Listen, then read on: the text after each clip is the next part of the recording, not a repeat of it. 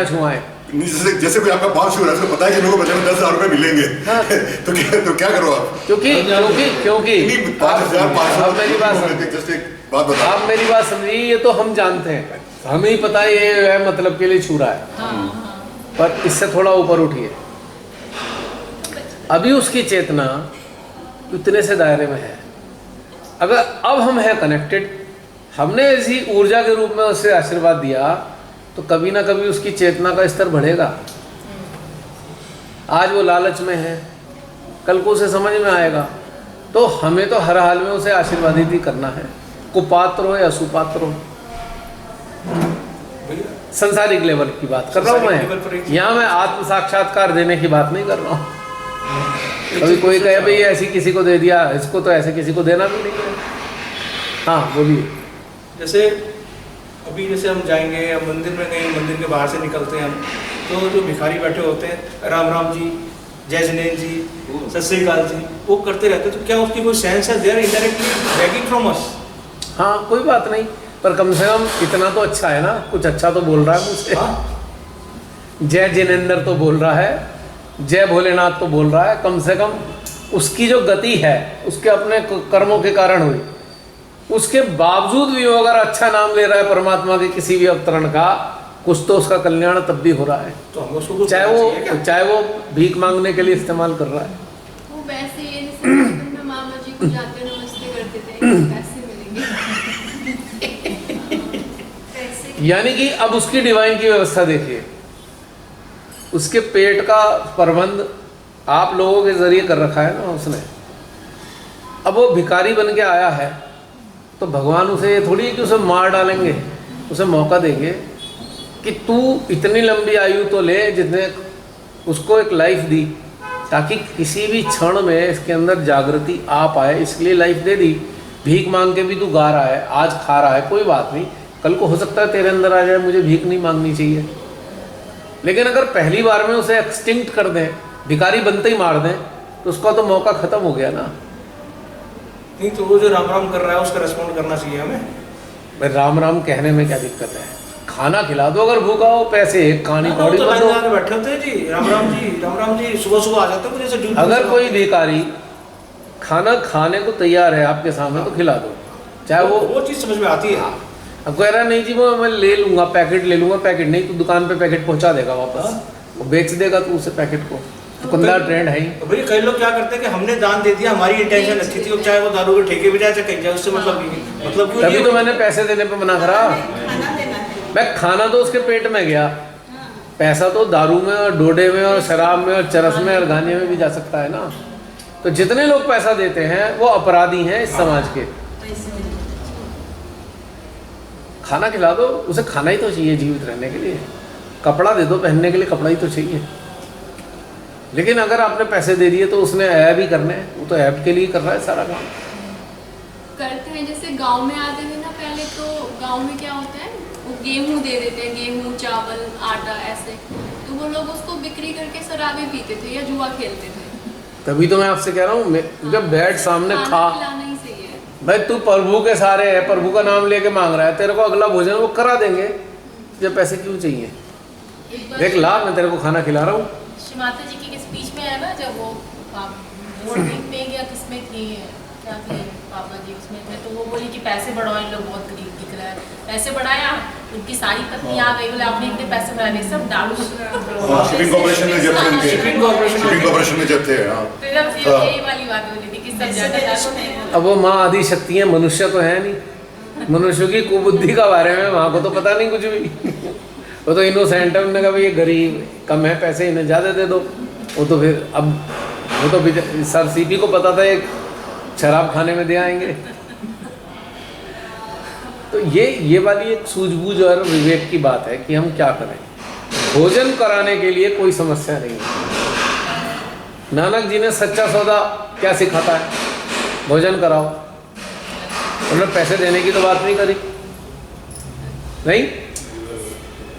पहले जमाने के लोग भी ऋषि मुनि आते थे, उन्हें खाना खिलवाते थे, पैसे तो नहीं बांटते थे। भगवान जी को पैसे को जानते हैं क्या, या मटेरियल थिंग्स को जानते हैं क्या? नेवर।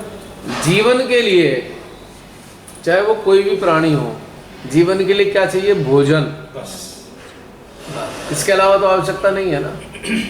और मनुष्य अगर है तो उसे वस्त्र भी चाहिए, तो वस्त्र आप दे सकते हो उन्हें, लेकिन उसके उतरवा लो, क्योंकि वो तो उसकी ब्रांड है। फटे हुए कपड़े, उसके बिना तो कोई उसे पैसे देगा नहीं। अगर वो अच्छे कपड़े पहन लिए तो उसे पैसे नहीं, क्योंकि भाई मैं कपड़े तब पहनाऊंगा, पहले इन्हें उतार। मुंबई में करोड़पति भिखारी भी होते हैं। मुंबई के सारे नहीं, अगर आपका दिल कर रहा है मैं किसी को वस्त्र दे दूं तो उसके उतरवा लो, क्योंकि वो उन वस्त्रों को रखकर बेच आएगा, फिर दारू पिएगा। जो प्रियंका स्टोरी बता रही है उस कैसेट में, वो ये स्टोरी ये थी कि पापा जी शिपिंग कॉर्पोरेशन जाके सीएमडी थे, तो वहाँ के यूनियन लीडर्स जो थे उन्होंने स्ट्राइक कर दी कि हमारी सैलरी बढ़ाओ। तो सर सीपी ने श्रीमती से पूछा कि ये लोग सैलरी बढ़ाने की बात कर रहे हैं, तो मैं बढ़ा दूं, लेकिन ये सब लोग बैठ के उनसे दारू पियेंगे, उनके फैमिली में तो जाएगी नहीं। तो श्री माता जी ने उनको बोला कि ऐसा करो, इन सब यूनियन लीडर्स को मेरे घर खाने पे बुला लो। तो सर तो फिर उन्होंने श्री माता जी के घर में आए सब यूनियन लीडर्स, और श्री माता जी ने खूब अच्छा खाना वाना खिलाया, और जाते हुए बाद में उन्होंने डिमांड ही भूल गए कि हमें सैलरी बढ़ाने की बात करनी है। मैंने वही बात बोला, भोजन। उन्होंने बताया भोजन ही दे रहा हूँ, किसी को भी रास्ते में पड़ रहा था गरीब, माँ क्या थी अपने ही गाड़ी चला के खाना वाना खिला के। कोई ऐसा दिखाई देता आपकी सराउंडिंग में जो हाथ पैर उसके बिल्कुल सही सलामत है, और वो इंसान अपने भोजन का अर्जन कर सकता है, और अभी उसके पास भोजन नहीं है। भोजन उसे कराओ, प्रसाद में उसे प्रेरणा दो, काम कर। ये नहीं कि तू कल भी आ जाइयो, कल भी खिला देंगे, तो क्यों करेगा काम? क्यों करेगा काम? पूरे स्टेशन पे बड़े पड़े हैं भाई काम कर, आज का भोजन खिला दिया ना तो आज काम कर।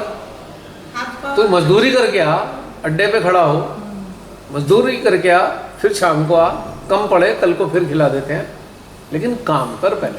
और अब तो मानवता का स्तर इतना गिर गया है, कुछ मैंने रियल लाइफ स्टोरीज देखी हैं जहाँ पे कुछ डॉन जो हैं वो बच्चों के और उनके हाथ काट देते हैं और फिर भीख मंगवाते हैं उनसे, ताकि लोग कंपनसेट होके उनको पैसे दे दें।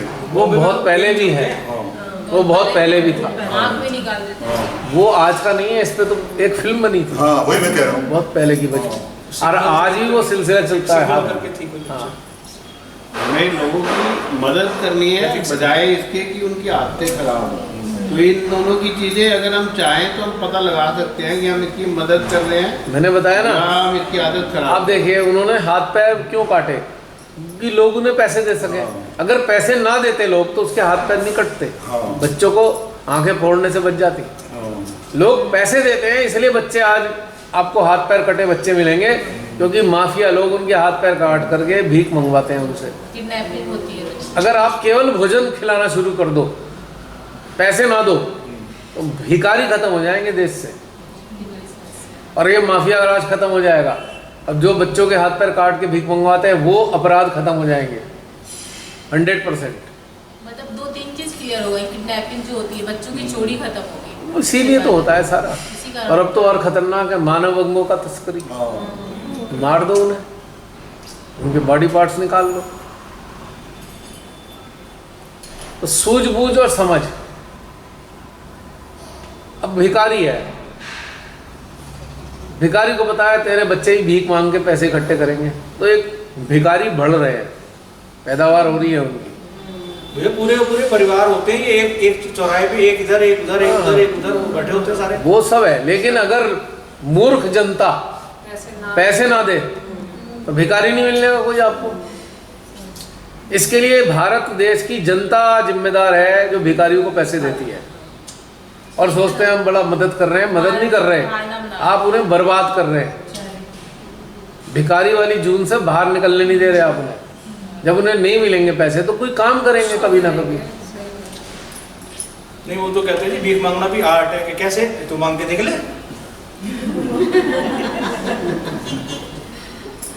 ये सब बेकार बातें हैं, इट इज ऑल यूजलेस। विवेकशीलता भगवान ने क्यों दी है? यही समझने के लिए दी है ना कि हमें क्या करना चाहिए क्या नहीं करना चाहिए। क्या टाइम हो गया? 1:40 लंच का टाइम 2 बजे 2:30 बजे? 2 बजे से स्टार्ट। मैंने क्या लिखा था मुझे याद नहीं आ रहा। आज का तो 2:30 होगा, 2:30 है बहन आज का। 2.5 है ना? हाँ 2.5 है, ढाई ढाई 2.5 है। मुझे याद था कि आज के हाँ, दिन का आज तो का थोड़ा 2:30 देर से रखा था। रोज का ही 80 रोज का ही 2:30 बाकी दिन 2 कम करेंगे, कम। कम। अच्छा नहीं, मैसेज में है टाइम शेड्यूल बना के रखा है। नहीं वो देखा था मैंने। आज के दिन के लिए खाली है, जो अगले दिन के लिए टाइम शेड्यूल डिफरेंट है। क्योंकि आज अभी तो नाश्ता किया है। हाँ, तभी तो कह रहा हूँ, इसलिए तो कह रहा हूँ। हाँ जी। कल को तो आप 9 बजे के करीब नाश्ता करने जा रहे हैं। 9 बजे नाश्ता। तो ये विवेकशीलता जागेगी तभी सब कुछ सही होगा, और इसके लिए हमें जागृत होना होगा। तो ये बहुत सारे फेजेस से गुजर के हमारी चेतना चलती है। भैया ਜਿਹੜੇ ਕੋੜੇ ਹੁੰਦੇ ਆ ਕੋੜੇ कोड़ी ਕੋੜੀ ਸਾਡੇ ਕੋੜੇ ਬੋਲਦੇ ਨਾ, ਉਹ ਪਰਚੀ ਲੈ ਕੇ ਆਉਂਦੇ ਆ, ਉਹਨਾਂ ਨੂੰ ਪੈਸੇ ਦੇਣੇ ਚਾਹੀਦੇ ਜਾਂ ਨਹੀਂ ਦੇਣੇ ਚਾਹੀਦੇ? ਸ਼ੋਪ ਤੇ ਆ ਜਾਂਦੇ ਆ, ਉਹ ਰਾਮ ਰਾਮ ਜੀ ਕਰਦੇ ਅੰਦਰ ਆ ਜਾਂਦੇ ਆ ਕਿ ਸਾਡੀ ਸੇਵਾ ਦੋ। एक बार बताओ, आपको पता है कभी कोड़ी आश्रम गए हो कभी आप? ਸਾਡੇ ਕੋਲ ਹੀ ਆ ਚੋਦੇ ਪਾਰ ਹੈ ਨਾ। अगर आप उनसे ये कहो ना कि हम सबको खाना खिलाना चाहते हैं, कह रहे अपॉइंटमेंट लेना पड़ेगा, 15 दिन तक तो पूरा बुक है खाना। और आप उन्हें अगर राशन दोगे वो बेचेंगे, और जानते हैं फिर भी पैसा आता है, फिर क्या करते हैं वो, डू यू नो? नशा करते हैं। वो तो है ही, ब्याज पे देते हैं पैसे वो। 8 रुपए सैकड़ा, 5 रुपए सैकड़ा। हाँ भैया, चांदनी चौक में बड़ा अच्छा बिजनेस है ये इनका। और रेडी पटरी वालों को देते, तो रेडी लगाते हैं ना डेली की, भिखारी लोग उनको ब्याज पे पैसा देते हैं। 800 रुपये देते हैं, 1000 रुपये शाम को लेते हैं। कह तो रहा हूँ 8 रुपए सैकड़ा, बम्बई के भिखारी के 8 रुपए सैकड़ा, कितना परसेंट हो गया? बैंक खोल रखा है ये भिखारियों के पास लाखों रुपए मिलने की न्यूज़ तो सुनी हुई है। बम्बई में। तो कोड़ी आश्रम में ब्याज पे चलता है पैसा, इन लोगों को, मजदूरों को, छोटे छोटे हो, और पूरी ज़िंदगी वो चुका नहीं पाते, उनका पूरी ज़िंदगी ब्याज ही दे दे के ख़त्म होते हैं। तो गड़बड़ क्या हो रही है? जिस कारण से उन्हें कोड़ हुआ वो काम इस जीवन में नहीं छोड़ रहे हैं। इससे तो बेटर है कि आप अपने हाथ से अपने घर से कोई चीज़ बना के ले जाओ और खुद डिस्ट्रीब्यूट करो। छोड़ नहीं पा रहे हैं, अब ये सारे काम हैं उनको। मैं बहुत अच्छी तरीके से जानता हूँ, इसलिए बोल रहा हूँ। मेरे यहाँ एक लड़का कोड़ी आश्रम का है। मैं वही सोच रहा आपको बड़ी इन्फॉर्मेशन रहेगी।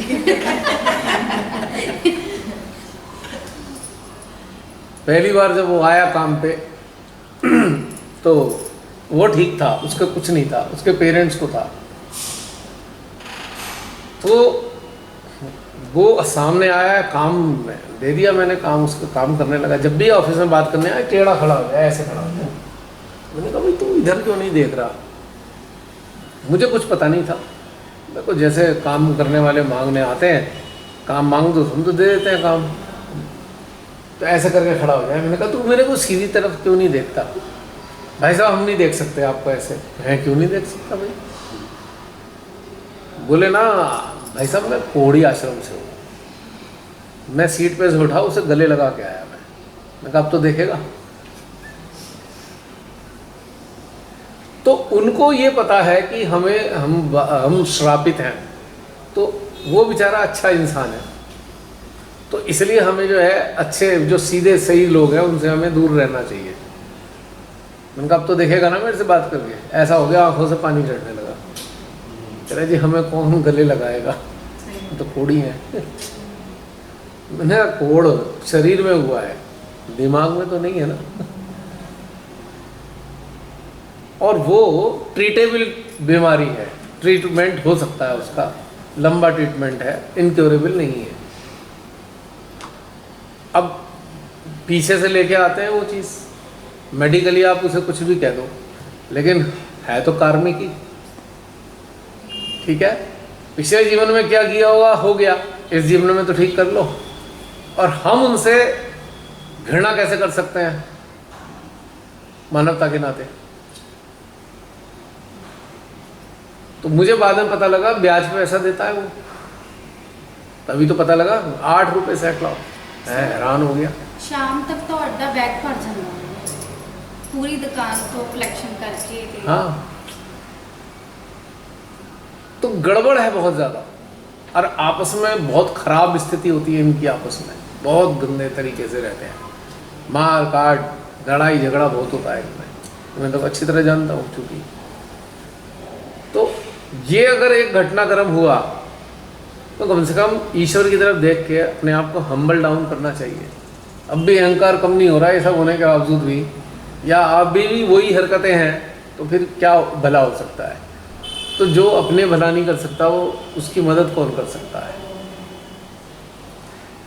तो मुझे अफसोस लगा भी इतना महंगा ब्याज देते हैं, ये ब्याज कमाते हैं। मैरिज तो बाद वो ਜਿਹੜੀ ਵਧਾਈ ਮੰਗਣ ਆਉਂਦੇ ਆ ਉਹ ਵੀ ਸ਼ੌਪਸ ਤੇ ਆ ਜਾਂਦੇ ਆ ਦੀਵਾਲੀ ਲੈਣ और 1000 रुपए तो घट उतरते नहीं होगी। हाँ जी, 1100 2100 चाहिए उन्होंने।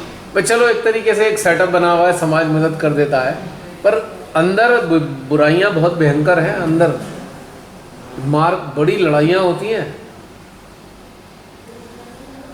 एक दिन क्या हुआ, उसको भगा दिया आश्रम से कि हम तुझे, क्या हुआ, आश्रम के बाहर एक ज़मीन है, उस ज़मीन पे मकान बना के वो लोग रहते हैं जो उन कोढ़ियों के बच्चे हैं जो ठीक ठाक हैं, वो आश्रम में नहीं रह सकते, लेकिन बाहर की तरफ उनके लिए जगह है। अब इन्हें क्या करना पड़ता है, इन्हें अंदर वालों की नौकरी बजानी पड़ती है। एक सेक्रेटरी होता है इनका, सेक्रेटरी ने अगर जो कह दिया अगर नहीं करा तो भगा देंगे, सब चीज़ छीन लेंगे इनसे। इतनी दुष्टता भी बहुत भयंकर है। मैं उससे कह रहा तू इतनी लंबी छुट्टी क्यों करता है? बोले जी भाई साहब गणेश जी बैठाए हैं। मैं कहा गणेश जी बैठ गए, तू तो आ। कह रहे नहीं जी मुझे वहीं रहना पड़ेगा। मैं कहा तू वहाँ क्या करेगा गणेश जी के पास बैठ के? भाई साहब अगर नहीं बैठा ना मुझे आश्रम से भगा देंगे। इतने दुष्ट भी हैं, निकम्मा बना के वहाँ बैठाओ, काम मत करने दो, इतने दुष्टता भी है इनमें। तो अगर आप इनकी चीज़ों को जानोगे तो आपको अच्छा महसूस नहीं होगा। भाई जो बच्चे तुम्हारे ठीक हैं तुम उनके साथ क्यों दुष्टता करते हो? उनको बिल्कुल नौकर बना के रखते हैं। अगर हमारी नहीं सुनी भगा देंगे, लात मार के भगा देंगे आश्रम से।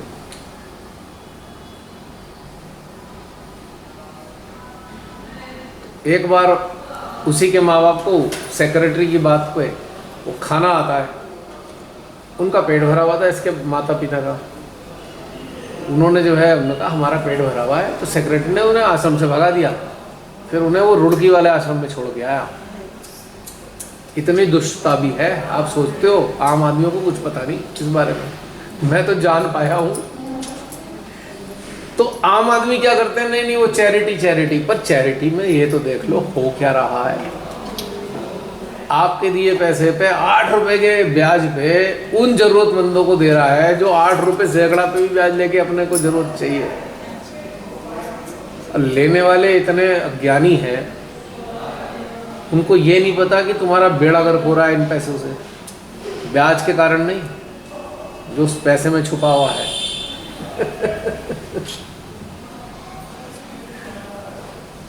वो तो अभिश्रप्त हो गया पैसा। वो पैसा किसी को दे दिया ब्याज पे तो वो तो अभिश्रप्त है, तो आपका क्या बेड़ा गर्क करेगा वो पैसा। बहुत सारी सूक्ष्म चीजें लोग समझते नहीं है। अब हुआ क्या, उस पर असर आया इस बात का, उसके गले में कुछ हुआ। उन्हें क्या हो गया जी, गले में दर्द है।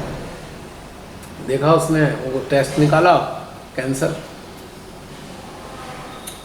मैंने उसको मना करा कि भाई तू जो है ट्रीटमेंट मत करा, डॉक्टर से मत करा ट्रीटमेंट। मैं तेरे को एक आयुर्वेदिक संस्थान का पता बता रहा हूँ, वहाँ कांटेक्ट कर ले, तेरा ठीक हो जाएगा। वहाँ ठीक हो जाते हैं।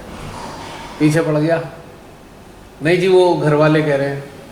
आज हालत है, उसने इतना बड़ा गला काट दिया, नली लगा दी, ठीक है, उसके मुंह में रूह ठूस दी, ना मुंह हिल सकता ना उसका, और आज नली से चल रहा है और 1/3 रह गया बॉडी में, और शायद 6 महीने भी चलेगा नहीं वो।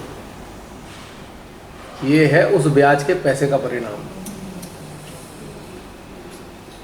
सलाह मैंने उससे कहा, एड्रेस दिया, ढूंढ के निकाला कि भाई यहाँ जाके ट्रीटमेंट करा ले, जब तेरे दर्द नहीं है तो सर्जरी मत करा, ठीक हो जाएगा। पर वो जो किया हुआ काम है वो आता कैसे है, ये समझने की बात है। उसकी इतनी दुर्गति हुई है, इतनी दुर्गति हुई है, बता नहीं सकता।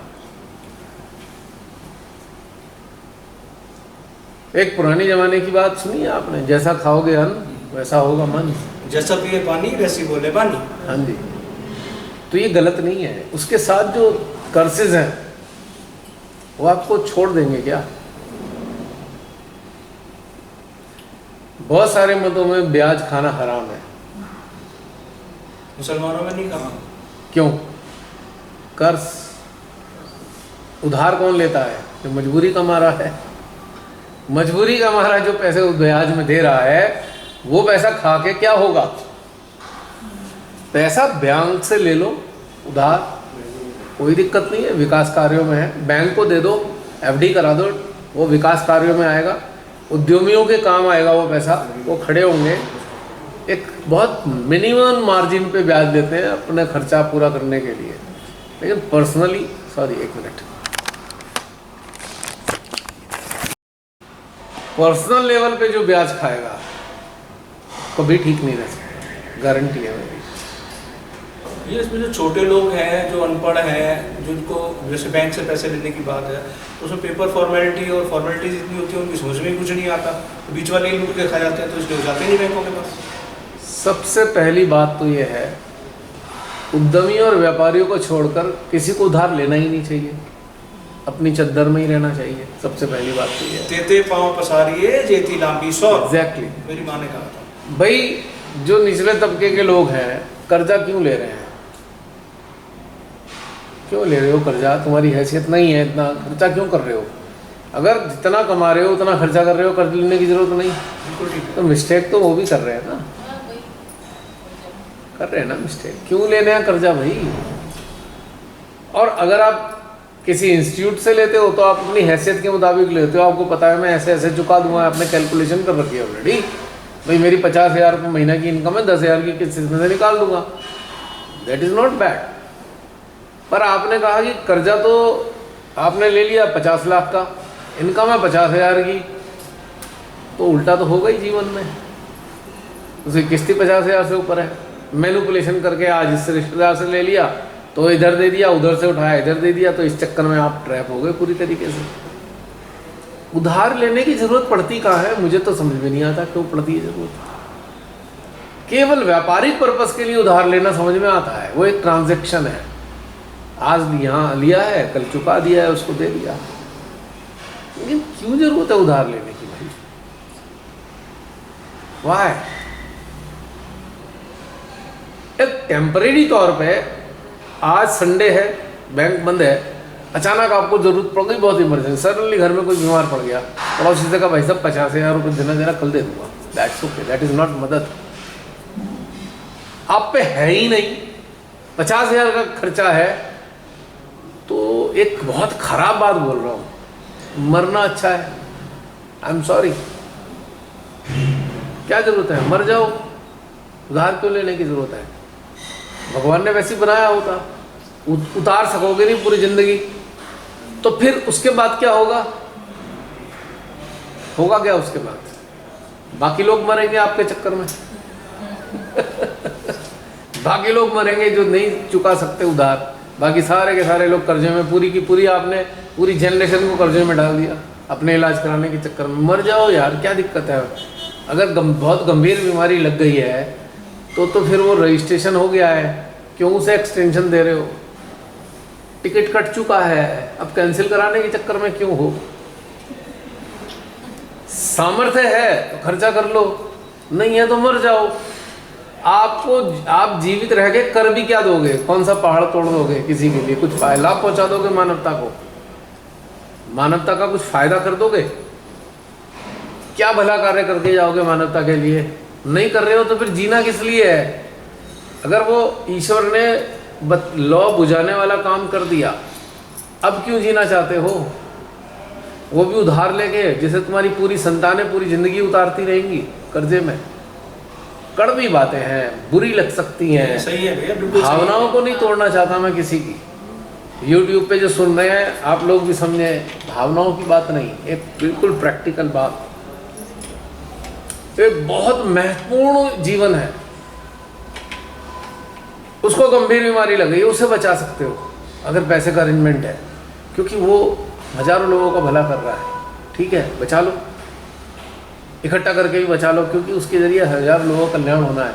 लेकिन जिसका अपना ही नहीं भला कर पा रहा, उसको बचाना क्यों चाहते हो? What for? प्रकृति उसे एक्सटिंक्ट करना चाहती है, उसकी लाइफ को। उसकी लाइफ की जरूरत नहीं है, एक्सटेंशन करना चाहती है प्रकृति, परमात्मा। क्यों उसके बीच में बाधा बन रहे हो? अगर इलाज कराने की क्षमता देते तो आपको धन संपन्न बनाते ना, उधार क्यों मांगने की जरूरत थी? यदि नहीं है संपन्नता तो क्यों इलाज कराना चाहते हो, वो भी लाखों का? ये एक मूर्खता के सिवा कुछ भी नहीं, क्योंकि आप आगे की जनरेशन को बिल्कुल डिस्ट्रॉय करके जा रहे हो अपने ठीक होने के चक्कर में। कड़वी बातें हैं ना, लेकिन सत्य है। जीवन का कोई उद्देश्य तो होना चाहिए कि हाँ, मेरी जिंदगी महत्वपूर्ण किस लिए है? What for? After all what I am going to contribute to the humanity.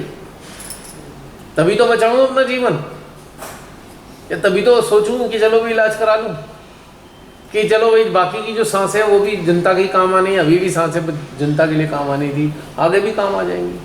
चलो ठीक है, ये लोग चाहते हैं इलाज हो जाए, तो चलो पैसे की दिक्कत नहीं है, उधार नहीं मांगने की जरूरत है, ठीक है। ये एक विवेकशीलता नहीं है, तो फिर तो आप भोग रह गए हैं आपके। आप ये कल्पना कर रहे हो मैं ठीक हो जाऊंगा तो और भोग लूंगा, तो एक भ्रम के सिवा कुछ भी तो नहीं है। भ्रम के सिवा जितनी मेडिकल साइंस तरक्की कर रही है, उल्टी बात बोल रहा हूं, कर्स है, कर्स। इट इज ए कर्स। एक बिल्कुल बर्बाद इंसान है जिसने मानवता की ऐसी तैसी कर रखी है, उसकी किडनी फेल कर दी भगवान ने, किडनी दान दे दो इसको, और वो सताएगा जब तक जीवित रहेगा।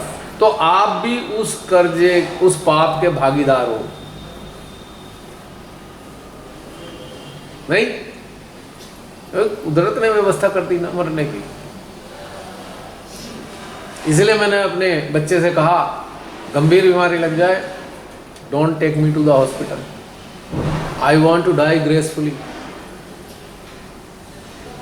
एड़ियां रगड़ते हुए मरना नहीं चाहता हॉस्पिटल में,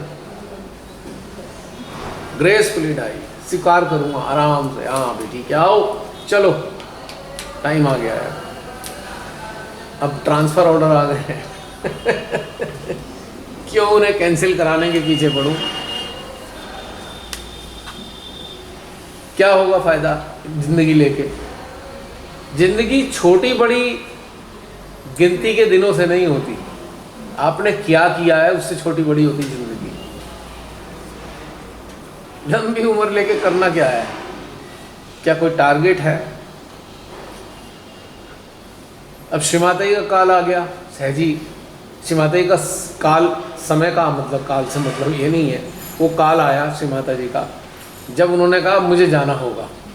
याद करो, नहीं सहजी श्रीमात, बहुत से बच्चों ने कहा माँ ये वो, माँ ने कहा नहीं अब मुझे जाना होगा, तो मैं कहीं नहीं गई हूँ, मैं तो वहीं हूँ। जब तुम मुझे पुकारोगे मैं अपने अस्त्र शस्त्रों के साथ, सुसज्जित शस्त्रों के साथ तुम्हारे साथ होंगी, पर तुम्हें मेरा होना होगा। अब उनकी दैहिक स्थिति को देखते हुए उन्होंने अपना खुद का निर्णय लिया कि मुझे जाना है। अब वो माँ आदि शक्ति हैं, उनकी खाली यहीं ज़रूरत थोड़ी है, उनकी कहीं और भी ज़रूरत हो सकती है, किसी और प्लेनेट पे उनकी ज़रूरत हो सकती है, किसी और फॉर्म में ज़रूरत हो सकती है। तो हम उन्हें कैसे रोक लें? हम माँ को देखने के आदी हैं साकार रूप में, हम माँ के साथ बातचीत करने के आदी हैं साकार रूप में, माँ को देख देख कर खुश होते रहते हैं साकार रूप में। हम अटैच हो गए उस साकार रूप से, उस अटैचमेंट के कारण उन्हें जाने नहीं दे रहे, हम तो उनके बीच में बाधा बन रहे हैं ना। उनकी तबीयत ठीक नहीं तो भी पूजा में बैठाते थे माँ। हाँ नहीं, खैर श्री माता जी की इच्छा के बगैर तो कोई उनसे कुछ करा ही नहीं सकता। तो उनका खेल था, उन्होंने वो 9 शब्द भेजे थे, नहीं तो 9 पेज मैं कहा ना, मैंने माया में डाली, मेरे माया फंस गए, पर मुझे बड़ा दुख लगा, ये कर क्या रहे हैं। वो छठवां संदेश है ना, बहुत चिंता था। वो छठवां संदेश प्रतिष्ठान वालों ने एक किया था, दिया नहीं था उसमें नव संदेश में, हाँ उन्होंने निकाल कर रखा था, हाँ, उस पर ही माँ ने लिखा था, सब प्रतिष्ठान के लोगों पर ही सब लिखा है। मैंने वही तो कहना चाह रहा हूँ, क्या वो बातें मेरे पास से छुपा पाए, है। जो डिटेल हटाई थी क्या वो हट पाई, आ गई ना बात। माँ आदि शक्ति से कौन खिलवाड़ एक करेगा? दिन तो आए हैं बाहर। किसी की मुसीबत आई है क्या जो उनसे खिलवाड़ करेगा? ठीक है, पर मानव होने के नाते उन्हें दुख हुआ ना। माँ ने लिखा है ना, मुझे बड़ा दुख हुआ क्योंकि ह्यूमन फॉर्म में उन्हें दुख लगा। वो छठवां अध्याय में और माने दूसरी से- तरफ कह भी नहीं है मेरी माया थी, फंस गए ये लोग। पर फंसने के बाद भी उन्हें माँ को दुख लगा कि उन्हें लगा मैंने तो इन्हें इतना मेहनत करके इन्हें इस स्तर पे लाई, फिर भी ये पैसे की बेईमानी करने लगे, मेरे साथ ही ऐसा कर दिया इन्होंने। माँ को इस चीज का दुख था, अरे मेरे साथ ही कर दिया ऐसा। और आप एक कोइंसिडेंस देखिए कि ज्ञानेश्वरी जो है उसके छठे अध्याय में कुंडलिनी का जिक्र था, उसमें भी छठा अध्याय हटा दिया, यहाँ भी छठा अध्याय हटा दिया। अच्छा, क्या कोइंसिडेंस है? ओहो क्या बात है। Coincidence। ज्ञानेश्वरी में भी छठवां हाँ, अध्याय जिसमें जलाकर कुंडलिनी का पूरा जिक्र है ज्ञानेश्वरी में, वो हटा दिया चैप्टर कि अगर आम आदमी को कुंडलिनी का ज्ञान हो जाएगा। क्योंकि सभी ब्राह्मण लोग थे ना, उन्होंने तो जलाकर वो हटा दिया। नदी है ना, उस पर भीमा नदी में डाल दिया इंद्रायणी में। तो अभी भी माँ के ऐसा ही किया है, छठवां अध्याय उन्होंने किया है, तो उसमें माँ ने सब लिखा था, वो उसका बाहर वो भी आया एक टर्निंग पॉइंट था, ये भी एक टर्निंग पॉइंट है। हाँ, सेम वो भी लोगों की बेईमानी को उजागर कर रहा था, हाँ, ये भी उजागर कर रहा है। यानी कि वो जो ब्राह्मण थे वो जन्म लेके अब यहाँ आ गए।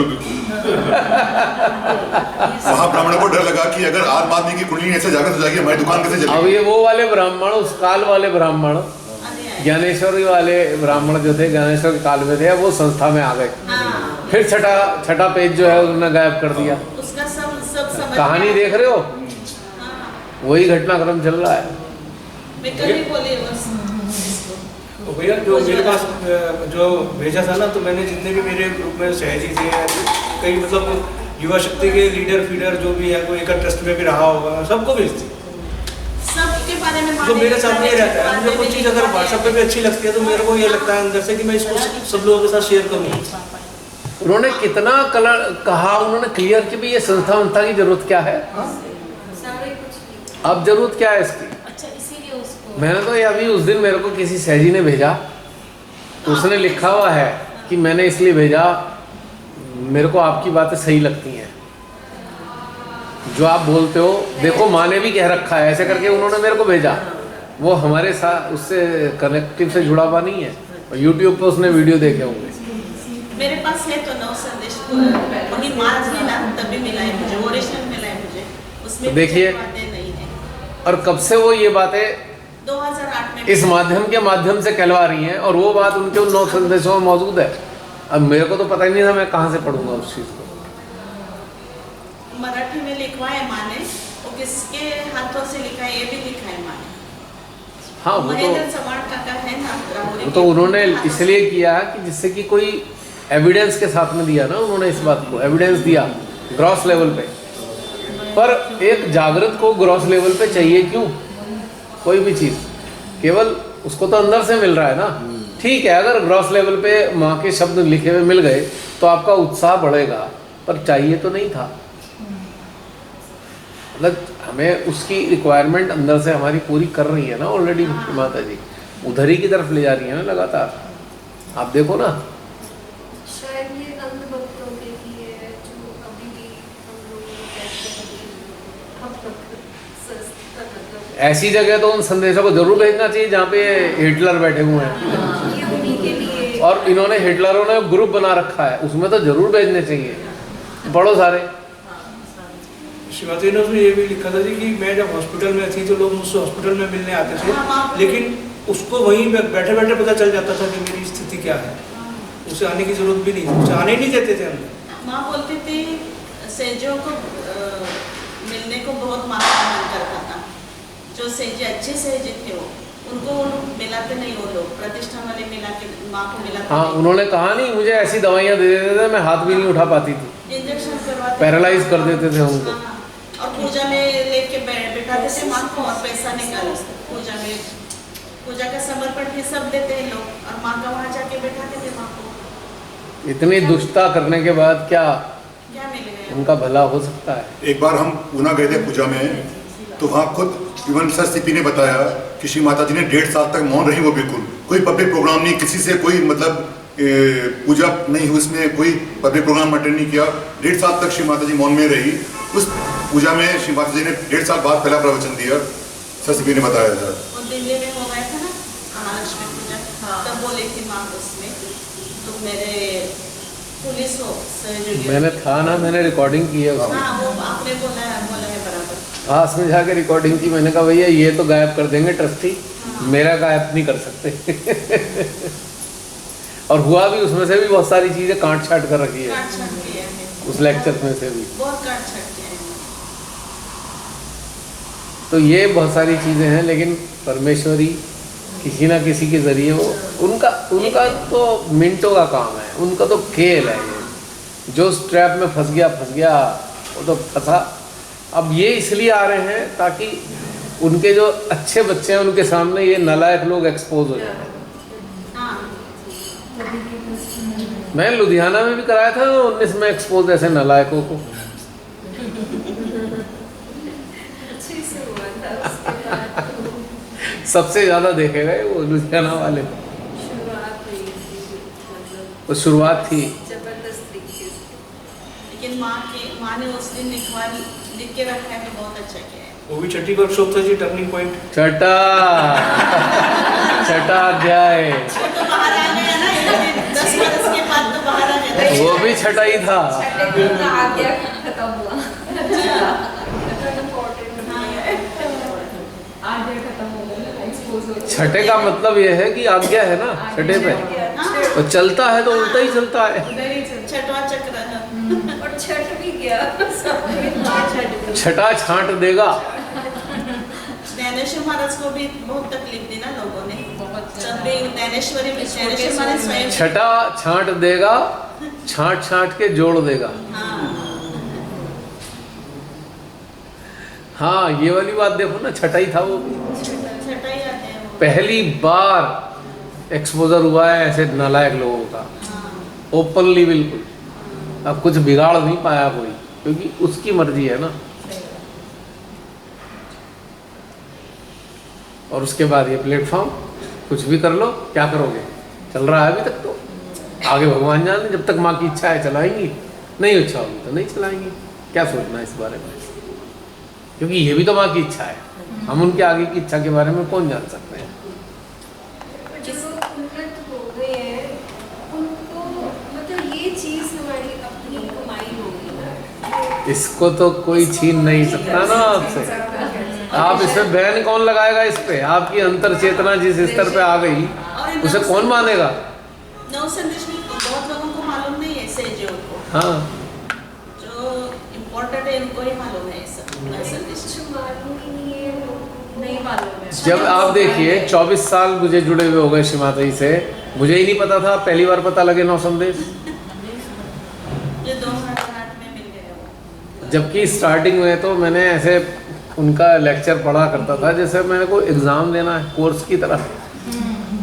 मतलब गाड़ी के अंदर वीडियो, वो उनकी ऑडियो कैसेट, टेबल पे उनकी पत्रिका, घर में मेरी टेबल पे उनकी पत्रिका और ऑडियो भी। ऐसे हालत था जैसे कोई एग्ज़ाम की तैयारी चल रही है। मतलब कुछ और सुनना ही नहीं, उनके लेक्चर सुबह शाम रात दिन, सुबह शाम रात दिन, जब मौका मिले। स्पेशली एक टेप रिकॉर्डर खरीदा, मर्फी का आता था उस दिनों, और हर समय चलना। जब काम धाम जो है सो है, उसके बाद फिर वही ऑन हो जाना। एक फैक्ट्री में लाके रखा, ऑफिस में। तो ये एक रेस था कि ये क्या कह रही है श्री माता जी, जाने जाने जाने जाने। और एक समय आया, फिर अंदर से आया कि अब सुनना नहीं है, अब गुनना है। जो सुना गया उसको गुने अंदर अंदर। फिर एक समय आया जो गुना गया, फिर वो प्रकट किया गया, तीसरे चरण में प्रकट हुआ। कहते हैं ना, सुनो और गुनो। गुणन का मतलब उसको अंदर आत्मसात करने का प्रोसेस है। उस पर करके देखो, एक्सपेरिमेंट करो। जो कह रही हैं एक्सपेरिमेंट करो, एक्सपेरिमेंट करोगे तभी तो आपको समझ में आएगा। आपका ज्ञान बनेगा कैसे, ये आपका ज्ञान है जब आप उस पर एक्सपेरिमेंट करोगे, उस पर काम करोगे। श्री माता जी की एक लकीर, एक सेंटेंस की एक मेरे को लाइन याद रही, चित्त के कटाक्ष से कुंडली उठ सकती है। और ये कब की बात बता रहा हूँ मैं, 2000 की, जब श्री माता ने जोड़ा था, तभी ये भी पढ़ लिया। तो मेरे समझ ना आए वो कौन सा कटाक्ष है, कौन सा कटाक्ष कैसे किया जाए, कोई बताएगा नहीं। जिससे पूछो, अरे रहने दो, ऐसे थोड़ी होता है, जब उन्नत हो जाओगे तो आ जाएगा। यार ये बता भी कुछ नहीं रहे। मैं उनसे कुछ पूछूं जो तथाकथित ज्ञानी लोग थे, मठाधीश, वो बताए ना, नहीं वो गड़बड़ हो रखी है, ऐसे नहीं, अपने आप पता लग जाएगा। अपने आप पता कैसे ले, कुछ तो क्लू दे दो, कुछ तो क्लू दो यार, तुमने किया हुआ है तो मुझे कुछ तो बता दो। अब आप लोग कटरा आए हैं, कटरा का अनुभव लेके जाएंगे, कोई आपसे पूछेगा भाई कटरा कैसा था, तो बता दोगे ना उसको। वो पूछेंगे कि हमें कैसे पता लगा कटरा आ गया, आप कहोगे वो उस डायरेक्शन में चलना शुरू करो, और जब आप ऐसा माहौल देखो तो समझ लेना कटरा आ गया। यू हैव गॉट एक्सपीरियंस, कोई ना बता के दे। फिर मैंने प्रयोग किए, भाई अटेंशन का इस्तेमाल होता होगा शायद, अभी सोच ही रहा हूँ। तो मैं क्या करता, किसी दुकान पे जाता और आराम से चीज़ें देखने के बहाने मैं उन दुकानदार के ऊपर अटेंशन डालता, हाथ ऐसे पीछे रखता, हाथ खुले में पीछे में, देख लेगा तो कहेगा पता नहीं क्या कर रहा है, ऐसे पीछे रख लिया, चित्र डाला, सर पे उसके शस्त्रार्थ पे चित्र डाला, देखा रिफ्लेक्सेस आ रहे हैं, गोल गोल आना शुरू हो गया हथेली में। मैं कहा भाई है तो सही बात चित्त में। फिर उसकी प्रैक्टिस करी और बहुत सारी चीज़ें प्रैक्टिस करी। फिर एक दिन आया ये वाइब्रेशन जो हाथों में आ रही है कहाँ से आ सकती हैं। तो एक सहजी को मैंने कहा अच्छा दूर चले जाओ, ऐसे हाथ करा, एक मैदान में ले गया, ऐसे आमने सामने में करा, भाई दूर पीछे जा, देखा 300-400 मीटर तक वाइब्रेशन आ रहे हैं, ऐसे आदान प्रदान हो रहा है। मैंने कहा अच्छा बड़ी दूर से आते हैं, ऐसी थोड़ी मैं आपको बता देता हूँ, एक्सपेरिमेंट किए हैं बाकायदा। फिर और दूर भेज दिया, आधा किलोमीटर से, उसका भी हाथ यूं है, मेरा हाथ भी यूं है। मैं कहा भाई आगे कर, ऐसे करें, हाँ भाई रबड़ की तरह खींच रही वाइब्रेशन, कमाल की बात। ऐसे एक्सपेरिमेंट करके अब बात वहीं आ रही है, प्रेरणा कौन दे रहा है अंदर, ऐसा कर।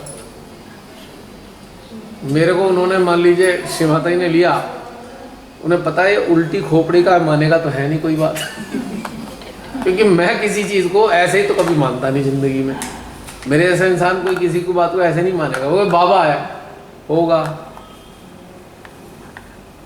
मुझे तो ये बता, तुझे बाबा लगा, क्या मिला तेरे को, मुझे वो समझा। मैं कैसे उसके चरण में गिर जाऊं, मैं तो उनमें से रहा हूं ना।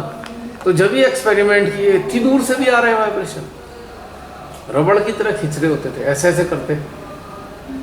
फिर मोबाइल पे खोल लिया, भाई दूर से आवाज़ नहीं पहुंचेगी, मोबाइल और दूर जा, और दूर गए, हाँ भाई कैसा लग रहा है, ऐसे ऐसे कर रहा हूँ, हाँ आ रहे हैं भैया, बड़ी दूर तक आते हैं वाइब्रेशन। दो हाथों के बीच की कनेक्टिविटी आधा किलोमीटर से भी चल रही है। फिर उसके बाद पब्लिक प्रोग्राम करने हुए। मैंने कहा भाई श्री माता जी ने जो बताया है, जब चित्त से कुंडली उठ गई तो इतने सारे लोगों की कुंडली भी चित्त से ही उठेगी। मैं नहीं देने का वैसा वाला रिलेशन उन्हें। आपने कोई भी वीडियो देख लेना तो उनमें वो हाथ वाला ऐसे वाला है नहीं, मिलेगा नहीं आपको किसी भी वीडियो में, जितने सारे रिलेशन की वीडियो हैं। मैंने उन पर फोकस करना पहले, जब तक वो कोई जिसने इनवाइट कर रखा होता है तो पहले तो वो बोलेगा जिसने इनवाइट कर रखा है वहाँ भीड़ को अपने क्षेत्र में, तब तक मेरा सारा अटेंशन उन सबके सहस्त्रारों पर होता था और उनके रिफ्लेक्सेस को देखना चाह रहा था कि उनके रिफ्लेक्सेस कुंडलिनी के आ रहे हैं या नहीं आ रहे। हथेलियों में ऐसे फुदकन जैसी आने लगी, जैसे फुदक रहा है कोई चीज़, समझ में आ गया इनकी कुंडलियाँ उठ रही हैं ऊपर, हाथों में रिफ्लेक्सेस आ रहे हैं। जब ये शुरू हो गया, इतने में उनका बात पूरी हो जाती थी, ब्रीफिंग। फिर मैं खड़ा होता था। पहले ब्रीफिंग का मतलब कनेक्टिविटी को एस्टेब्लिश करना ही होता है। शब्द तो एक जोड़ने का बहाना है खाली, लेकिन असल काम तो कुंडली की शक्ति कर रही है। आपकी चेतना, चित्त और कुंडली का जो संयोजन है ऊर्जा का, वो कर रहा है। उसके बाद जागृति का प्रोसेस, सीधा किसी को भी मानते हो देवी देवता को, याद कर लो। अब मुझे पता है उनका काम तो हो चुका है, उन्हें एक्नॉलेज कराना है खाली।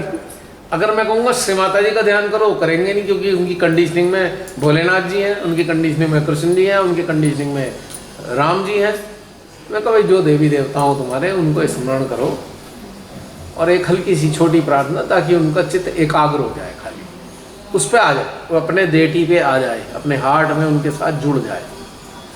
अब कुंडली तो मेरी कुंडली के माध्यम से काम कर रही है, लेकिन वो एक्नॉलेजमेंट करेंगे नहीं अपने आप से, क्योंकि उनकी सेंसिटिविटी नहीं है इतनी। फिर उनको बताना कि भी देखो ऐसे ऐसे करके देखो, आ रहा है कुछ, हाँ हो रहा है। तो ये धीरे धीरे चीज़ समझ में आई कि भाई आपको कुछ कराने का प्रोसेस की ज़रूरत है ही नहीं, आपका टेंशन ही कनेक्ट होगा। माँ आदिशक्ति आपसे जुड़ी है, आप समूह से जुड़े हो, समूह से जुड़ने का मतलब है उनकी कुंडलियों से जुड़ गए हो। खाली उन्हें एक एक्नॉलेजमेंट देना है कि हाँ भाई कुछ हो रहा है या नहीं हो रहा, एक एविडेंस, हाँ भाई ठंडा लग रहा है, हलचल हो रही है, खिंचाव हो रहा है, जलन हो रही है, ये भी सही है। जलन हो रही है तो भी ये भी पॉजिटिव साइन है, क्योंकि कुछ हो गया है इसलिए ये हो रहा है। अगर कुछ नहीं होगा तो जलन भी नहीं आएगी, गर्म भी नहीं आएगा, ठंडा भी नहीं आएगा। भैया सबसे पहले लुधियाना वाली वर्कशॉप में ये चीज़ प्रूव हुई थी, और फिर अपना डलहौजी में जो है वकार साहब को बोला, हाँ वकार साहब आए, देखिए एकदम, और उन्हें कुछ नहीं कराया, कुछ भी नहीं कराया। अगर जरा हाथ खोल लो। हमारे घर में चपाती वाले भाई आते हैं गोली बनाने के लिए, तो माँ के सामने ऐसे जाते हैं किचन में और चपाती बना के जाते हैं। अभी 2 महीने हो गए आ रही है। हाँ हाँ। तो एक दिन मुझे उन्होंने बताया मेरे सपने में तुम्हारे माता जी आए थे। अच्छा। हाँ, तो क्या बहुत लोग थे, बहुत लोगों की भीड़ थी। हमारे माता जी ऐसे बैठे थे, वाइट साड़ी में थे, और छोटे छोटे बच्चे भी माँ के सामने बैठे थे। इतना ही उन्होंने बोल दिया। उनको मैं जागृति भी नहीं दी थी, आत्मसाक्षात्कार नहीं दिया था, तब भी उसको यानी तो माँ के फोटो से उनको रियलाइजेशन मिल गया अपने आप। मैं सिर्फ मन में बोले थी माँ इसकी शक्ति जागृत करो, घर में आई है ना करने के लिए। माँ तो है ही जगाने के लिए, आपने उन्हें कह दिया। हाँ। लेकिन यदि आप, मैंने बताया ना, अगर आप अटेंशन भी डालते हो तब भी कुंडली उठती है। हाँ। एक्सपेरिमेंट हुआ, बहुत सारे एक्सपेरिमेंट किए और देखे धीरे धीरे सारी चीज़ें कामयाब होने लगी। फिर एक एक्सपेरिमेंट और किया कि भाई आप जो है, चलो कुंडली तो जाग गई, अब अवेयरनेस लेवल को कैसे लिफ्ट किया जाए। कुंडली तो जाग गई, चलो ठीक है, चेतना स्तर को कैसे बढ़ाओगे आप, भाई चेतना कैसे अपग्रेड हो। यही तो सही है, यही सही है। तो फिर एक सिस्टम, एक बहुत सुंदर तरीका आज आपके सामने बता रहा हूँ मैं, कि आपके पास जो कुछ है, जो कुछ नो हाउ है, एक सीड की तरह किसी के हार्ट में इम्प्लांट करो। जैसे हम धरती के गर्भ में एक बीज डालते हैं, बीज डालने के बाद क्या करते हैं, हम उसका भोजन की व्यवस्था करते हैं, खाद, पानी, धूप, वायु, 5 चीज़ें देते हैं उसको। अपने आप धीरे धीरे एक वातावरण देते हैं जिससे वो कुछ जो खिलना शुरू हो, फूटना शुरू हो, कुल्ला अंकुरण हो जाए उसके अंदर। फिर जो भी नो हाउ है, जो जुड़े लोग, उनके अंदर इम्प्लांट किया। अब प्रोसेस क्या है उसका, कोई कहेगा भी प्रोसेस क्या हो सकता है उसका, आप सीधे सीधे किसी के हार्ट से कनेक्ट हो जाओ। आप महसूस करो कि जो भी अवेयरनेस आपकी है, बिल्कुल शांत होकर अपने साथ जुड़ो और उस अवेयरनेस को आप ऊर्जा के माध्यम से किसी के हार्ट में धीरे धीरे पहुंचाना शुरू करो। This is the seeding, implant of your seed of self knowledge. आपका सेल्फ नॉलेज है, आपने उसे इम्प्लांट करना है। कोई कहेगा ये तो आपका है, उसके अंदर से क्या फ़ायदा। ठीक है, हमारा सेल्फ इसलिए है क्योंकि हमने अनुभव किया, पर है तो उसमें ऊर्जा, उसमें नो हाउ तो पूरा मौजूद है। जब इम्प्लांट कर दिया, मैंने देखा इम्प्लांट हो गया, रिफ्लेक्सेस आ रहे हैं अच्छे, कूल वूल सब हो गया, वैक्यूम बनने लगा। अब उन्हें एनवायरनमेंट दो, वो माहौल दो, उस तरफ ले जाओ जिधर ये जो बीज डाला है उसे खाद पानी मिलता है, तो धीरे धीरे वो फूटता है और उसका एहसास आप सब करते ही हो कि भाई कुछ नई सी चीज़ आ रही है जो पहले नहीं आ रही थी, कहाँ से आ रही है, और वैसी चीज़ क्यों आ रही है, वैसी ही आ रही है, वैसी फीलिंग आ रही है। तो ये भी किया जा सकता है। इसका आइडिया मुझे कहाँ से मिला? इसका आइडिया दिया गुरु वशिष्ठ ने लव और कुश को जब ज्ञान दिया। एक बार वो शुरू में महाभारत देखा करता था, तो उसमें उन्होंने कहा कि लव कुश को वो ज्ञान दे रहे थे, उसमें सेंटेंस इस्तेमाल किया है कि मैं अपने मन की सहायता से इनको ज्ञानवान, कुछ ऐसा ही था, मैं इसमें ट्रांसफ़र कर रहा हूँ। मेरे को याद था ये बात, तब मैं श्रीमाता जी ने जोड़ा नहीं था मुझे तब तक अपने चरणों में, पर मुझे ये घटना याद थी।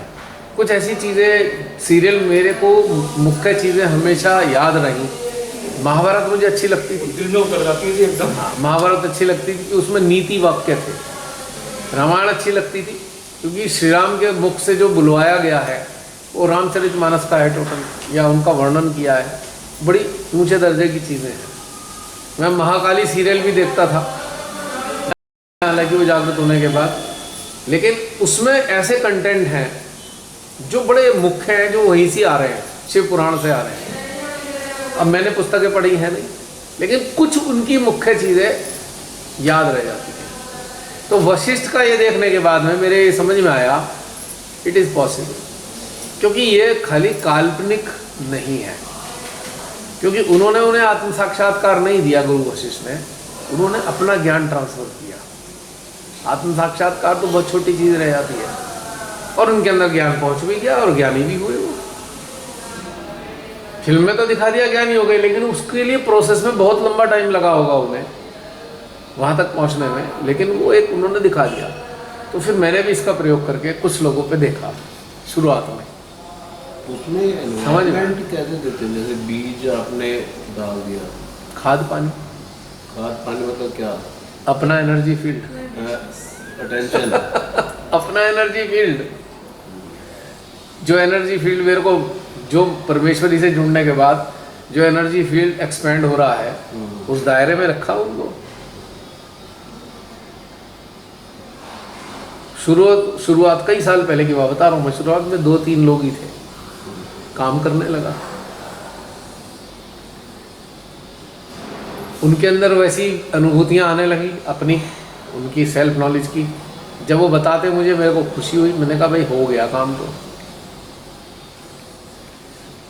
इस क्लिपिंग की ना भैया, जो हार्ट टू हार्ट ट्रांसफर करने वाली जो क्लिपिंग है, ये गुरु वशिष्ठ वाली, ये सेंटर्स में भी चलाई जाती थी ये क्लिपिंग ड्यूरिंग, मतलब जो पब्लिक प्रोग्राम्स वगैरह करते थे ना शायद, उसमें चलाते थे कि भाई ये कैसे होता है। हाँ, 1 सेकंड होल्ड करना। तो ये सब कामयाब होने लगे चीज़ें। अब ये प्रयोग मैंने अपने पारिवारिक सदस्य पे भी किया। अगर आप परिवार के सदस्य को कहोगे बेटा ऐसा कर लो या भाई ऐसा कर लो, नहीं करेंगे। यहाँ पे भी ट्रांसफ़र, एनवायरनमेंट के कारण तो ऐसा था घर में कि चलो कुंडली तो उठी जाती है, उसकी बात ही नहीं कर रहे। इसका एक प्रयोग डॉटर पे हुआ। जो लोग जुड़े हैं उससे, वो जानते हैं कि उसके अंदर ये सारी चीज़ें हैं मौजूद। 1-2 सहजी थे, उन पे भी हुआ। आप में से कुछ लोग जानते हैं वो भी सहजी थे। ऐसे उनके अंदर सारा घटनाक्रम बना, बाद में कुछ और हो गया उनके अंदर, वो एक अलग बात है, लेकिन हुआ ये सारा। तो इससे मेरा हौसला बढ़ा कि पॉसिबल है ये। फिर धीरे धीरे ये काम बढ़ता गया और ये घटनाक्रम आज आप सबके सामने है। भैया एक चीज़ की आपकी तारीफ करनी पड़ेगी। मेरी तारीफ करने की जरूरत नहीं, तारीफ उस माँ की। आपके अंदर जो चीज़ है ना, कि आपने बिना खुद अनुभव किए या बिना एक्सपेरिमेंट किए किसी चीज़ को एक्सेप्ट नहीं, मैं बोलता ही नहीं, पहली बात तो मैं एक्सेप्ट ही नहीं करता, नहीं है, ये एक अच्छी क्वालिटी है। क्योंकि श्री माता जी के मैंने चरणों में मत्था ही नहीं टेका 1.5 महीने तक, जब तक मुझे फीलिंग नहीं आई। मैंने उनसे क्षमा याचना कर ली। मैंने कहा माँ मुझे नहीं पता आप हो कौन, क्योंकि मेरा तो कोई भगवान है नहीं, ना मेरा भगवान में कोई विश्वास है। I have no faith in God. मेरे लिए भगवान कौन से हैं? ये पर्वत, ये नदियाँ, जो प्रकृति मानव को भोजन जीवन दे रही है वो मेरा भगवान है, क्योंकि मैं उसे देख सकता हूँ। सूरज मेरा भगवान है, ये मेरे जीवन को चलाने के लिए मुझे वार्मथ भी देता है, लाइफ में मदद करता है, ये मेरा भगवान है। भगवान कौन है मुझे क्या मालूम, मुझे क्यों उलझने की ज़रूरत है उसमें। तो मेरे लिए जो साक्षात थे वो मेरे भगवान थे, गुरु मेरा कोई है ही नहीं। तो माँ से भी यही कहा, माँ मुझे नहीं पता आप कौन हो, पर सब लोग आपको बहुत रिस्पेक्ट देते हैं, तो मैं भी रिस्पेक्ट दे रहा हूँ, पर मुझे माफ़ करना, मैं आपके चरणों में मत्था नहीं टेक सकता। आप अज्ञानी समझ लो या अहंकारी समझ लो, जब तक कोई चीज़ मेरे को प्रूव नहीं होगी मेरे सिस्टम पे, तब तक मैं मत्था नहीं टेक सकता, क्योंकि मैं ऐसा ही हूँ, मैं क्या कर सकता हूँ। तो माँ भी मुस्कुराई होंगी, नादान बच्चा मेरा। परसों बात हो रही थी ऐसे ही कि किसी से बैठे हुए थे, तो मैंने उनको बोला, बताऊंगा, मैंने उनको बोला, मैंने कहा देखो जब मानव नहीं था ये प्रकृति तब भी थी, सूरज चांद तब भी थे, सबसे पहले वो थे और उनको हमने देखा है। और जब मानव आया तो मेरी नज़र में मानवता से बड़ा कोई धर्म नहीं है। मैं तो आज भी वही कहता हूँ, मैं तो मान्यता रही है, इसीलिए मैं रिलीजियस नहीं हूँ। ये तथा कथित धार्मिक लोग मैं हुई नहीं हूँ, I am not a religious person, क्योंकि मानवता ही मेरा धर्म है और कुछ है ही नहीं। जितने भी हमारे संत हुए हैं, जितने भी महान लोग हुए हैं, उन्होंने कुछ प्राप्त करने के बाद में करा क्या? मानवता के कल्याण के लिए तो कार्य किया है, इसीलिए तो रिस्पेक्ट किया। आज भी मेरे हृदय में सबके लिए समान रूप से रिस्पेक्ट है, उन ऊंचे दर्जे, क्योंकि उन्होंने मानवता का कल्याण किया। मेरे लिए आज भी कोई धर्म नहीं है, मेरे लिए तो मानवता से बड़ा कोई धर्म था ही नहीं, ना है, ना शायद कभी हो सकता। और बाकी चीज़ें, बारीकी भी चीज़ें तो समझ में आई है ना, कि भाई परमात्मा ने अपने को अदृश्य क्यों रखा, परमात्मा अदृश्य क्यों है? मानव खोज कैसे करेगा? नहीं, कुछ और बताने जा रहा हूँ जो मैंने महसूस की। मानव इसलिए अदृश्य है क्योंकि उन्होंने अपने जैसा हमें बनाया है। जब हम उन जैसे हैं तो उन्हें परमात्मा को दिखने की क्या जरूरत है? What is the need? हमारे अंदर सारी चीज़ों का संयोजन किया कि तुम मेरे जैसे हो, क्योंकि तुम्हारा हृदय सारी सृष्टि के प्रेम के लिए धड़कता है। मैं भी पूरी सृष्टि को अपनी प्रेम करता हूँ, तुम भी करते हो। मैं भी मानवता को सर्वोच्च रखता हूँ, तुम भी रखते हो, क्योंकि तुम मेरे जैसे हो। और यही अपेक्षा करके मानव बनाया गया, इसलिए वो अदृश्य रहे कि उन्हें देखना ही है तो मानव को देख लो, वही तो भगवान है मानव। बताओ कहाँ है भगवान, मुझे समझाओ आप। एनर्जी के रूप में ठीक है, तो मानव के अंदर भी एनर्जी है, अगर आप उस पर अटेंशन रखोगे तो उससे वो भले ही रियलाइज सोल ना हो, you will get the vibration. किसी भी लेवल के वाइब्रेशन आएंगे, तो उसके अंदर से भी तो, भगवान से भी तो एनर्जी रिलीज हो रही है, मानव से भी एनर्जी रिलीज हो रही है। और जो एनर्जी रिलीज हो रही है या तो कंटेमिनेटेड है या बहुत अच्छी है, पर एनर्जी तो है ना। आप कंटेमिनेशन हटा दो, वो भी अच्छी हो जाएगी। कंटेमिनेशन किसका है? माइंड का। माइंड को साइड करो, अच्छी एनर्जी रिलीज होगी। मानव ही भगवान है, सच्चाई है ये। तुझ में राम, मुझ में राम, सब में राम समाया। बहन मैंने वैसे बहुत देर पहले बताया था, बहुत पहले बता चुका, फिर भी बता देता हूँ। मैं इनके तो मत्था अटक गया। ये सब सिलसिला चल ही रहा था, इतने में मैंने उसमें आर्टिकल में भी लिखा है, आपने पढ़ा नहीं होगा। मेरा आर्टिकल है उसमें, पहला वाला, कि शिमा सहज के प्रोटोकॉल तोड़वाकर स्वयं कैसे कार्य कराते हैं, पहला आर्टिकल है। उसके अंदर मेंशन किया मैंने मत्था कपटे का। फिर एक बार बहुत बड़ा आर्टिकल एक बार बताओ। तो उसमें घटनाक्रम ही तो है जीवन का। तो क्या हुआ, मेरी सिस्टर ने ये एक मार्च 2000 में श्री माता जी ने अपने चरणों में लिया। मार्च 2000 से 1.5 महीने और जोड़ लो, जनवरी, मार्च, अप्रैल, मई, अप्रैल, ठीक है। तो 1.5 महीने बाद मेरी सिस्टर ने भगवती जागरण कराया अपने घर में, मेरे को भी इनवाइट किया। उन दिनों मैं पढ़ के बोलने में एक्सपर्ट हो गया था, माँ के लेक्चर रट्टे मारे और बोल दिया। लेकिन उसमें एक अनुभव का पुट जरूर होता था कि मैंने जो समझा है श्री माता जी की बातों को, चक्र वक्र ये सब ऐसे बताने टिप्स पे थे, कुछ भी पूछ लो, रट्टा मार रखा है पूरा तगड़ा, यहाँ से वहाँ तक कुछ भी पूछ लो। क्योंकि वो मैंने बताया ना, पाठ्यक्रम लेके बैठा था रात दिन ये सब पढ़ना। तो उसने भगवती जागरण में रखा। और मैंने ये भी बताया था आपको, जब मेरा अपना ऑफिस था तो मैंने वहाँ पे श्री माता जी का अल्टार बना लिया, एक चार्ट टांग दिया, शुरू में ही मेरे को मिल गए थे। और बस जो आए उससे को 5 मिनट दे दे, क्या करना है जी, बस कुछ नहीं करना, जैसे मैं कहूँ वैसे 2 मिनट कर लेना बस। मैं कहा हाँ कुछ हो रहा है, तो मैं हाँ हो रहा है। मैं कहा हो गया इनका कुंडली जागरण। मैं माँ की तरफ देखूँ, मेरी तो अभी नहीं आई, मेरी तो आई। 1.5 महीने तक ऐसी दुकानदारी चली, मेरे तब भी कुछ नहीं हुआ, कुछ नहीं हुआ। वो खुश होके जा रहे हैं, भाई साहब मन बड़ा शांत हो रहा है। मैं अंदर अंदर कह रहा हूँ हो गया काम। माता जी थैंक यू, आपने इसकी भी जगह दी।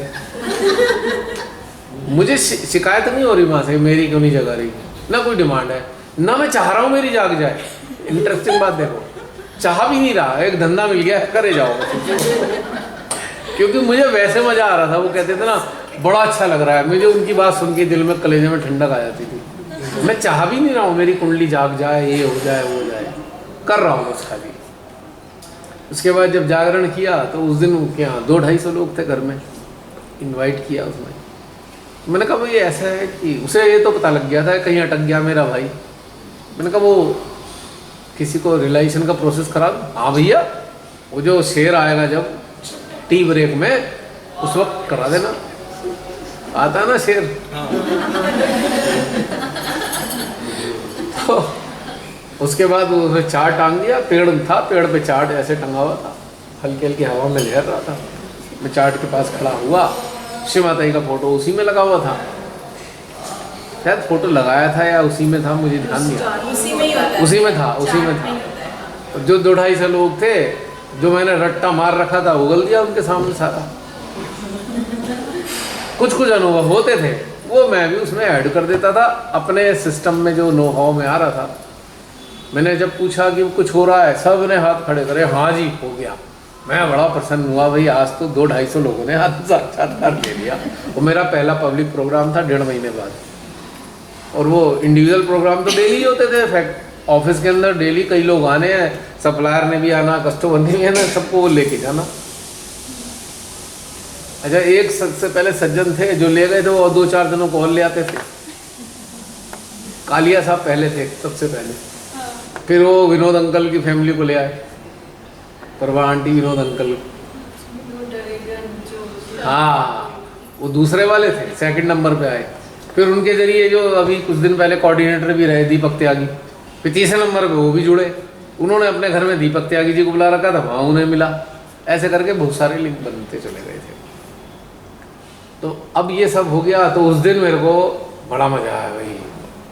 तारामती की कहानी हो गई, जागरण समाप्त हो गया।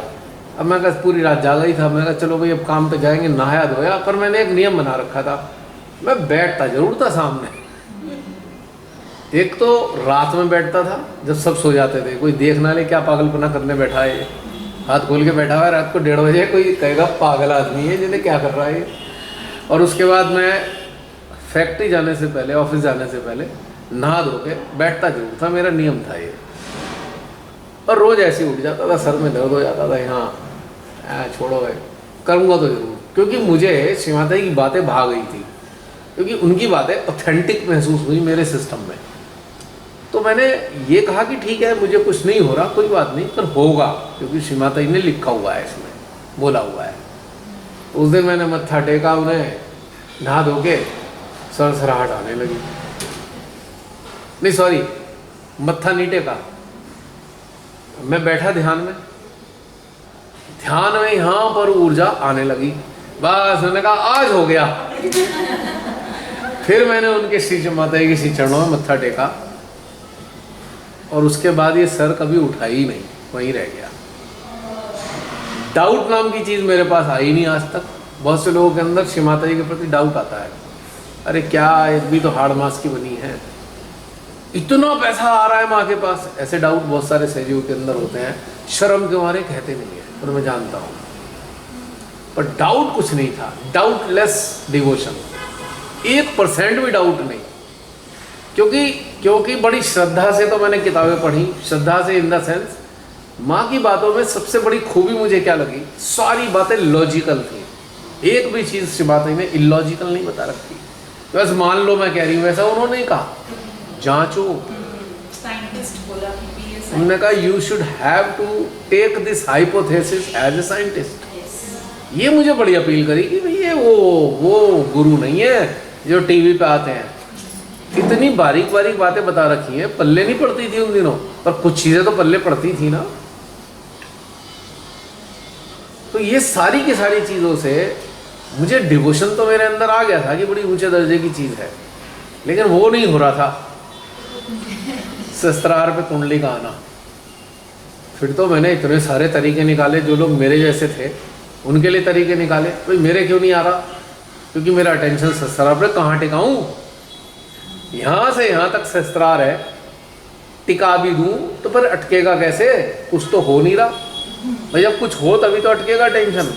फिर मैंने अंदर चिंतन किया मैं क्या करूँ, तो मैंने कहा ऐसा करता हूँ। कई लोगों पे एक्सपेरिमेंट किए, उनका ये लो, ये कागज़ मोड़ के दिया उन्हें, सर पे रख लो, अब बस इतना करो कि देखो ये सर पे टिका रहे, और इसका जो इस टच है, कागज़ का टच फील करो। शस्त्रार पे रख दिया, अब जैसे क्लिक कर दे खट्ट से एनर्जी फील होने लगी कुंडली की। क्योंकि प्रॉब्लम यही है, सारे साधकों को एक प्रॉब्लम होती है, भाई शस्त्रार पे सब कह तो देते हैं शस्त्रार पे रखो, वे रखे कैसे, कोई तरीका तो बता दो कहाँ पे रखे। 2010 में आप इतना बड़ा मैदान है, कहाँ को टिकाओगे इसे? कोई खूंटी तो होनी चाहिए। तो फिर मैंने खूंटी लगाई, कागज लगा दिया, इरेजर रबड़ मिटाने वाली इरेजर रख दी, फील द टच, ये स्पर्श हो रही है, फील द टच। फिर कुछ लोगों को कहा देखो, एक चम्मच लिया और सर पे मारा, टन। मैं कहा दर्द हो रहा है, हाँ, इस दर्द पे अटेंशन रखो। तो ये बहुत सारे तरीके अपनाए। कोई चीज चुभा दी सर पे कि देखो चुभन हो रही है, हाँ यहीं रखो चुभन पे। तो ये बहुत सारे एक्सपेरिमेंट करते करते वो कामयाब होने लगे। हमारे त्यागी जी थे, दीपक त्यागी जी, उनसे होता नहीं था, शस्त्रार पे आए नहीं, तो मैं उनके सर पे बता दिया उन्हें, तो फिर वो जब भी ध्यान करते कागज का टुकड़ा रख लेते सर पे। कुछ दिनों बाद उन्हें भी आने लगा। मुझे भी अपने लिए मतलब कोई अटेंशन टांगोगे कहाँ? अब बाथरूम में अगर खूंटी नहीं है तो आप टॉवल कहाँ टांगोगे? समस्या तो ये है। या और जाने उनको कैसे एकदम से आ जाता था? क्या आपने कहा ना जो 250 लोगों को एकदम से सबको फील हो गया, या क्योंकि जो जागरण में आया है वो कहीं ना कहीं देवी या देवता या भगवान का कहीं ना कहीं मानता तो है, और मेरा प्रोसीजर है कि उन्हीं के देवी देवताओं के थ्रू प्रार्थना कराओ, तो किसी को कोई आज्ञा का अड़चन तो है नहीं। तो मैं ये कहता था भाई जो जिसको भी मानता है अपने हृदय में उनका स्मरण कर लो। तो कोई आज्ञा में लड़ाई तो शुरू हुई। उनकी जो डिवोशन और जिसे कहते हैं उनका डिवोशन एनकैश करना, आपको नया डिवोशन पैदा करने की जरूरत नहीं है किसी अन्य के प्रति, उन्हीं के डिवोशन को एनकैश करो। वो जिससे भी जुड़े हैं 1 मिनट में काम करती थी। फिर तो बच्चों को भी रिलेशन उनकी डॉल से, टेडी बियर से, कितने ही लोगों को माध्यम से काम तो कुंडली कर रही है ना मेरी। उनकी माइंड को, आज्ञा को बैलेंस करने के लिए उनको बच्चों को टिकाना है। बेटा कौन सा डॉल, कौन सा खिलौना सबसे पसंद है? Uncle teddy bear. चलो आंख बंद कर लो। अब अपने मन में देखो कि टेडी बियर मुस्कुरा रहा है। फिर उनसे कहता देखो टेडी बियर तुम्हारे सर पे बैठा है, कुंडली ऊपर। मेंटल काउंसलिंग देनी थी, टेक्निकल काम आपकी एनर्जी और आपकी कुंडली कर रही है। डॉल से, किसी के पप थे बच्चे के, बच्चों को बड़ा प्यार होता है, कुत्ता बिल्ली जो भी पाले होते हैं, इतना प्यार होता है दुनिया में किसी और से प्यार नहीं मिलेगा उन्हें। तो ये छोटी छोटी चीज़ों को एनकैश करना मेंटल काउंसलिंग के लिए, जिससे वो टिक जाएं, एक बार हृदय में महसूस कर लें। ये टेक्निकल पॉइंट है। ये भी रहस्य समझ में आया मेरे को कि भाई बहुत सारे लोग ऐसे कंप्लेन करते हैं, श्रीमाती के सामने बैठे हैं, भैया कुंडली तो उठी ही नहीं, कारण क्या है? फिर समझ में आता है। फिर उनसे पूछता आप दुनिया में सबसे ज़्यादा प्यार किसको करते हो? मैं तो अपनी मम्मी को करता हूँ। चल आंख बंद कर, मिल गया। अपनी मम्मी के प्रेम को अपने हृदय में महसूस कर, महसूस कर। उनका आशीर्वाद तेरे सर पे मिल रहा है प्रेम के रूप में। 10 सेकंड में कुंडली से अस्त्रार पे आज्ञा में लड़ाई नहीं हो रही ना। वो अपनी माँ को प्यार करता है, ये माँ को कभी देखा नहीं, इनके प्रति प्यार कैसे प्रकट होगा? टेक्निकल पॉइंट है भैया। अभी ना मेरे जो दोनों पोते हैं उनको मैं सामने बिठा लेता हूँ और उनको बोलता हूँ देखो अपने सिर के ऊपर ये रखो, मैं भी रखता हूँ। अब एक आसन में बैठ जाते हैं तीनों, गिरना नहीं चाहिए नीचे, अटेंशन यहीं रहना चाहिए। जिसका पहले गिरेगा वो आउट। अब नारद जी ने क्वेश्चन किया था, कहानियों में है, मैं एग्जाम्पल देना चाह रहा हूँ उसका। नारद जी ने पूछा प्रभु विष्णु जी से, प्रभु आपका सबसे बड़ा भक्त कौन है दुनिया में? उन्हें लगा ये कह देंगे तुम ही तो हो, सारे दिन तो नारायण नारायण बोलते हो। उन्होंने मुस्कुरा के कहा, नारद मेरा सबसे बड़ा भक्त वो किसान है। हैं? किसान है? हाँ। बोले कैसे? बोले रात हो, दिन हो, गर्मी हो, धूप हो, मेरे को स्मरण करते हुए सारे काम करता है। इसके चेहरे पर शिकन नहीं आती, तो सारे काम कर लेता है। तो बोले अच्छा ऐसा है, मुझे कोई काम बताओ, देखो मैं भी करके दिखाऊंगा आपको। तो उन्होंने कहा भाई एक काम कर, सर पे एक लोटा रख लो, उसमें तेल डाल दिया। बताया कहानी में है। नारद जी इसे जरा लेकर वहाँ जरा चक्कर लगा के मेरे पास आओ घूम के। उन्होंने कहा हाँ ठीक है। आ गए? हाँ जी, एक बूंद नहीं गिरने दिया मैंने। अच्छा अब ये बताओ कितनी बार मुझे याद किया?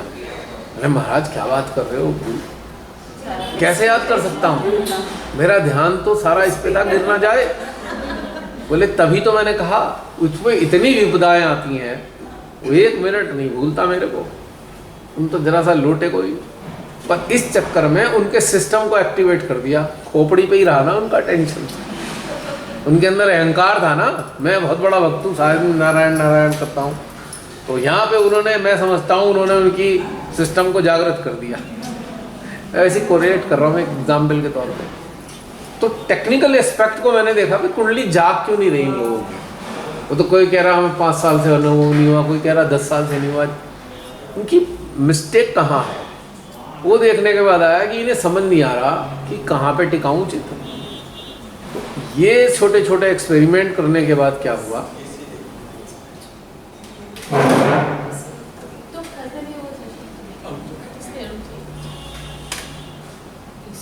क्या हुआ, स्टेशन के बाद कर लेंगे। क्या चीज़? एसी चला अच्छा ऊपर से ठीक कर रहा है ना शायद। ओके ओके चेक कर।